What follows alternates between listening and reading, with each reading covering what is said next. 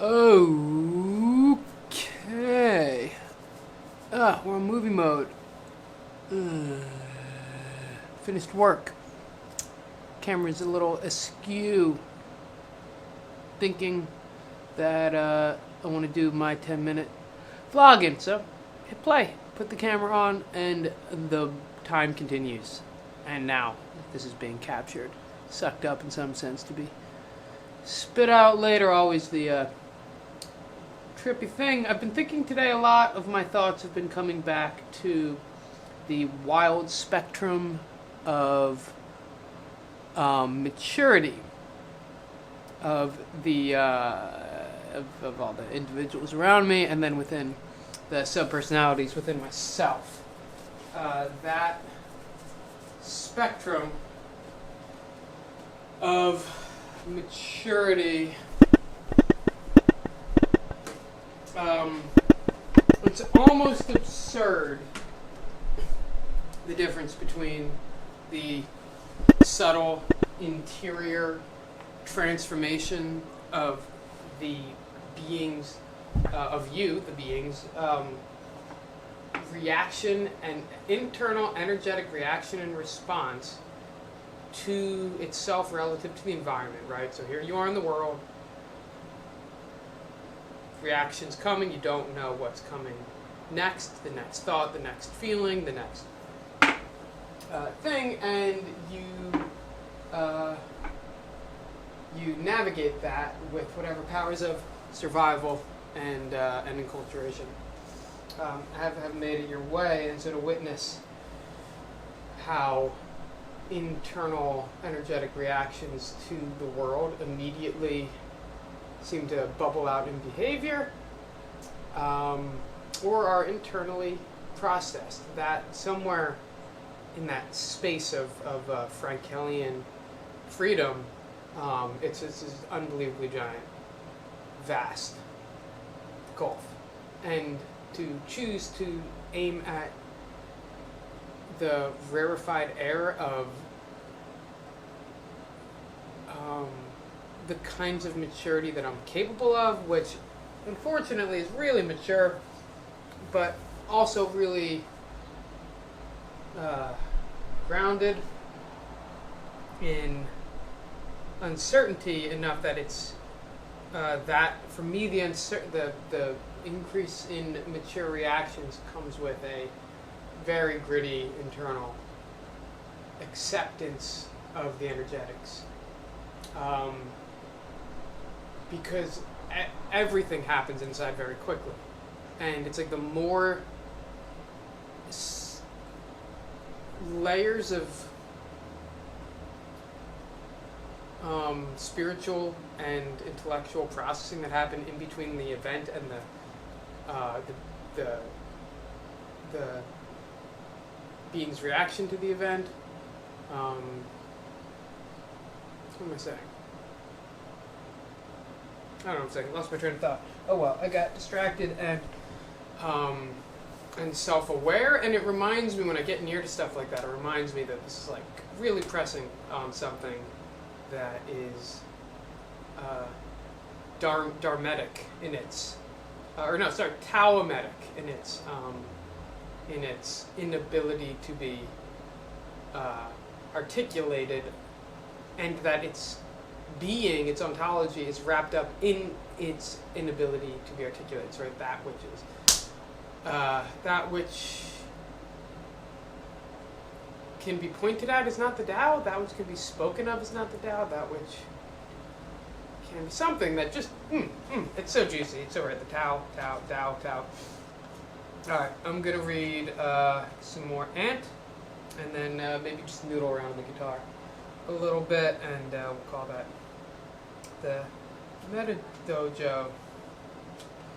I think we're up to, so we did Men of Violence, which is brutal, and now we're going to do Show No Partiality. Teacher, they said, we know that you speak and teach rightly and show no partiality.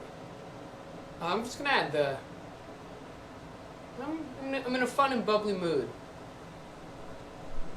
Yeah, that's nice. So I'm going to have fun. Teacher, they said, we know that you speak and teach rightly, and show no partiality. Okay, Luke 20:21. I think that's the first non-Matthew quote here in this book. Everything is a little crooked. It's great. Also, probably blurry. Didn't bother to check that. This is great. Who cares? I'm creating myself in these 10 minutes. Ah, fuck. Sorry, that was just me looking forward to an evening of knowing I have the work to be done. I'm already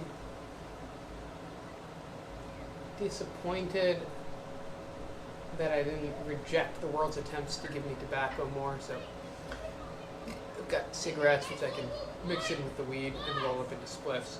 It's like round 13, we're almost done the season. Clearly, obviously, known to be the case, it would be preferential to move back into a non-tobacco phase, at least just weed. And it just goes so well with all my passivity, all my other vices. I'm just like pre-disappointed with the fact that I'll probably smoke a spliff tonight, and absurdly confused by the radical notion that saying this stuff out loud, saying this stuff in my head, or to you, it could be 1 million people watching, it could be the 6 people I know who are probably watching. Like, these confessions of bifurcated personality don't even help to minimize. I'm trying to use like the shame tactic, tie myself to a mask, socially stigmatize myself, do the right thing. Anyway, okay, let me read some wise words. No, my therapy! It's for me. It's for me. Look at your life and see how you've filled its emptiness with people. As a result, they have a stranglehold on you. See how they control your behavior by their approval and disapproval. They hold the power to ease your loneliness with their company, to send your spirit soaring with their praise, to bring you down to the depths with their criticism and rejection. Take a look at yourself spending almost every waking minute of your day placating and pleasing people, whether they are living or dead. You live by their norms, conform to their whether living or dead. That's like the cultural legacies. I think it's referring to. You live by their norms, conform to the standards, seek their company, desire their love, dread the ridicule, long for their applause, meekly submit to the guilt they lay upon you. You are terrified to go against the fashions in the way you dress or speak or act or even think. It's all true. It's all true. And observe how even when you control them, you depend on them and are enslaved by them. People have become so much a part of your being that you cannot even imagine living a life that is unaffected or uncontrolled by them. You know, as he says that, it takes me back to the thing I was saying a moment ago about the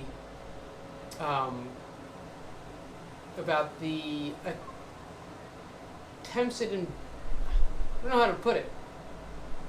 The thing I said before about how I know I'm going to do something I don't think I should do tonight. Let's just smoke a spliff. Just continuing. It's like procrastinating on the end of something is the feeling.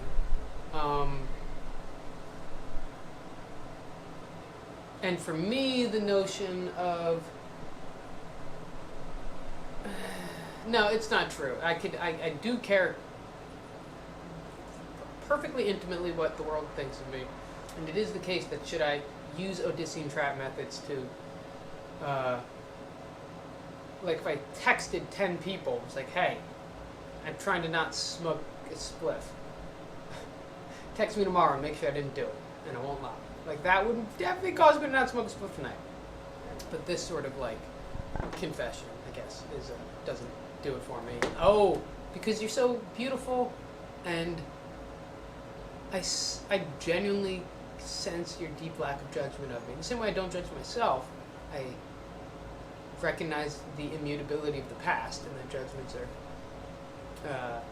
at least if we define past judgment and immutability a certain way, aren't going to help my cause, and so I presume you have a similar intuition, so I don't feel your wrath or judgment, which is maybe the problem. Is it wrath or judgment we need? I don't know. Anyway, observe how even when you control them, you depend on them and are enslaved by them. Yeah, people have become so much a part of your life you cannot even imagine living a life that is unaffected or uncontrolled by them.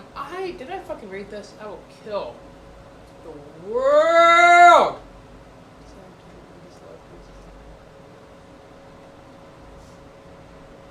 I think I might have fucking read this.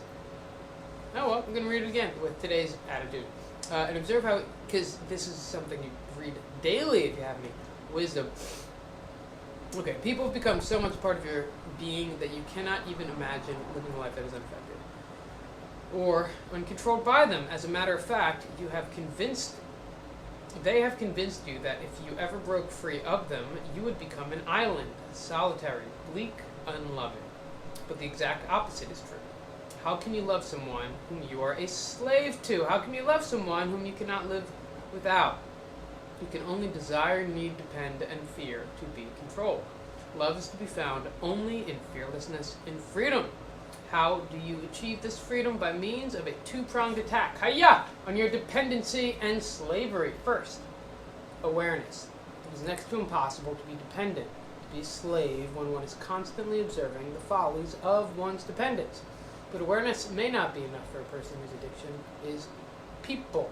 You must cultivate activities that you love. Yeah, I read this. You must discover work that you do, not for its utility, but for itself. Think of something that you love and do for itself, whether it succeeds or not, whether you are praised for it or not, whether you are loved and rewarded for it or not, whether you know about it and are grateful, whether people know about it and are grateful to you or not. How many activities can you count in your life that you engage in simply because they delight you and grip your soul? Find them out, cultivate them, for they are your passport to freedom and love. Here too you have probably been brainwashed into the following consumeristic ways of thinking.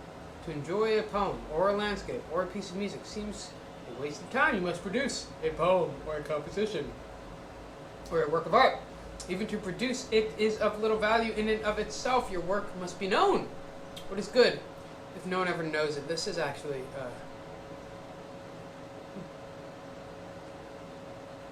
cutting quickly. Uh-oh. I'm running out of time now. Good. Okay. Yeah, I do a lot of creative work. I've done a lot of creative stuff. I've created a lot of things. I can't help it. A lot of art, a lot of music, a lot of poetry. All spills out.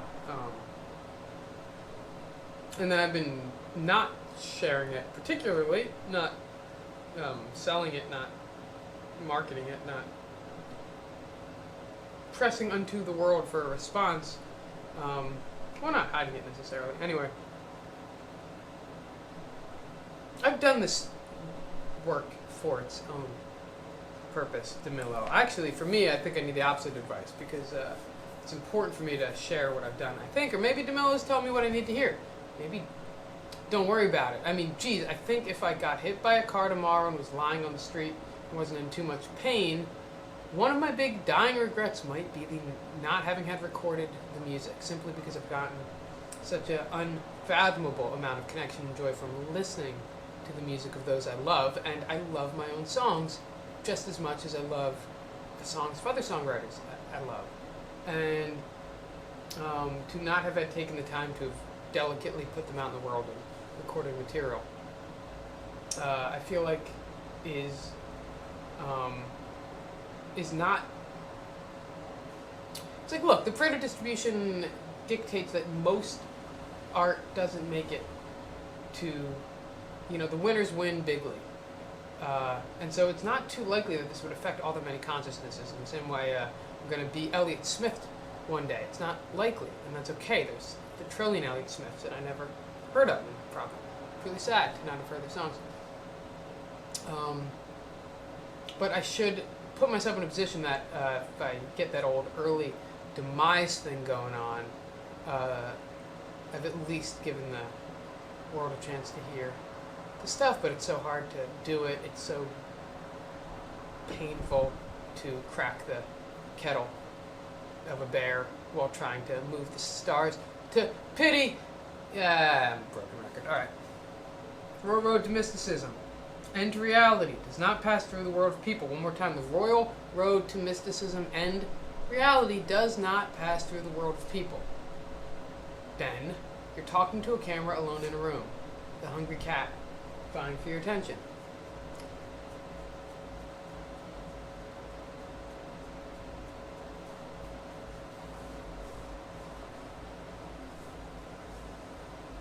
The road to mysticism and reality does not pass through the world of people. It passes through the world of actions that are engaged in for themselves without an eye to success or to gain or profit actions. Contrary to popular beliefs, the cure for lovelessness and loneliness is not company, but contact with reality. The moment you touch with reality, you will know what freedom and love are. Freedom from people, and so the ability to love them. Freedom from people, and so the ability to love them. I don't feel too far from that space in some ways. I think more deeper, heavier romantic experiences are a color that I don't know how to paint with as well. But like, I don't think I care too much what you think. Maybe I do. I've got some,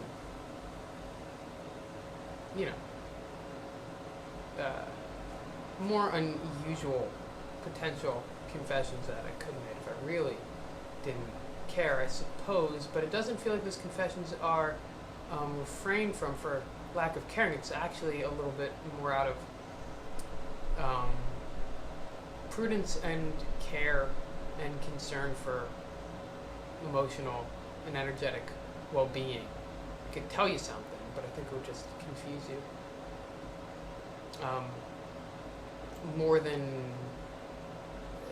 Yeah, it doesn't feel like a shame protection mechanism anymore. Not talking about all the things that make up the constellation of, the Ben bod here. And mind and heart. Gut, and dick, and third eye, and throat, and, smell body. Anyway, let's finish this up. Okay. You must not think for love to arise in your heart, for you must first meet people. That would not be love, but attraction or compassion. It's so interesting. I know I definitely read this, and I love reading this again. This is fun. Now confirmed. Third, only takes me 3 moments of remembering, but that notion of disentangling love from compassion is out of control. And I'm sure the last video I freaked out about that too. But that is upsetting. It's upsetting because you presume compassion emerges from love. And it's like, I don't even know what he's talking about. Right? You don't either. Do any, like, we know that we don't know.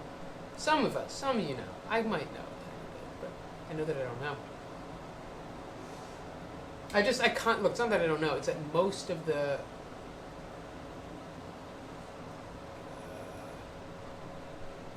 self-assessments I do that are positively valenced, that color this picture of Ben as a loving person, is almost all Ben as a compassionate person. And so to remind me that love and compassion are not the same thing,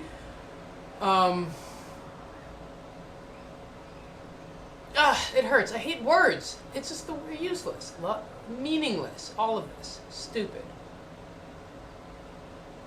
A really stupid game. And you know it. You know it. And yet it's obviously exactly and exquisitely perfect. Because how else could it be? And when you realize that you're complaining about the game to yourself because you also made the game or something, or you are the game, you are that which the game performs itself through.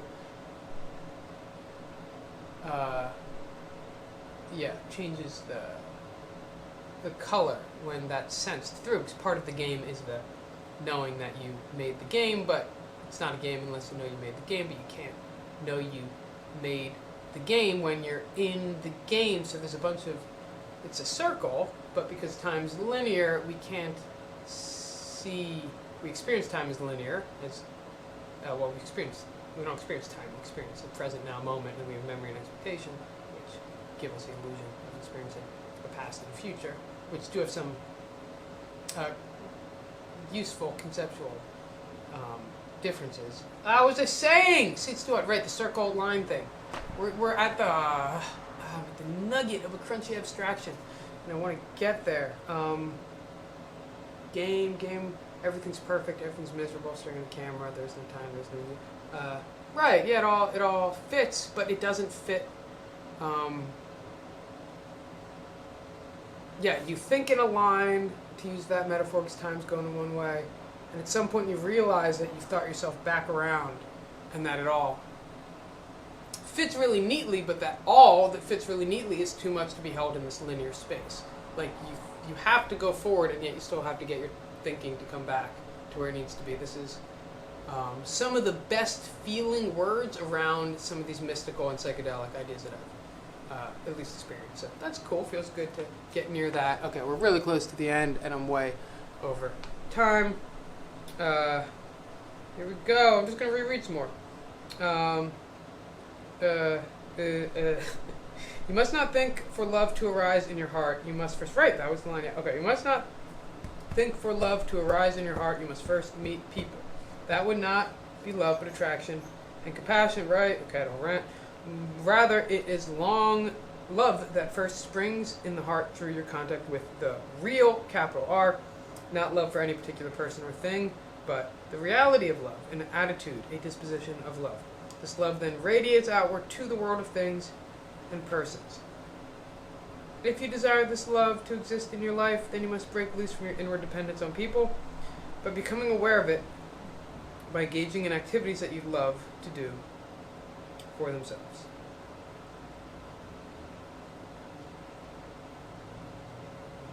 It's like, if I was fast enough, if I was godly enough, if I could make my intentions manifest immediately, that little fly right there, I would have killed it. I would have killed that fly. I have no right to kill the fly. That fly is an unbelievably, I don't want to, it's like you try to think about the whole evolved world of stuff to life to that fly, to get that fly there. And it's like, if that fly has any interiority at all, which I'm sure it does, I have absolutely no right to end it right there like some damn god. And yet I'm willing to do that. Also, I have a tuna fish sandwich. And killed 1 million bugs today with a lawnmower and a weed whacker. You know, you get confronted with your...